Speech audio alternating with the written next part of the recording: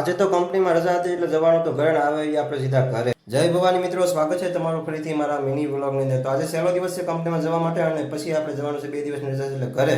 તો ઘરે જવા માટે અમે રેડી થઈ ગયા અને બેગ ને એવું રેડી કરીને પહેલાં આઈ કાર્ડને આપણે કરી લઈએ એન્ટ્રી. જ્યારે પણ ઘરે જઈને એટલે પહેલાં ગેટ પર કરાવવી પડે છે એન્ટ્રી. તો મેં તો એન્ટ્રી કરી લીધી, મારા મિત્રોએ પણ બધા એન્ટ્રી કરી લીધી. પછી અમે આવી ગયા હોન્ડા કંપની.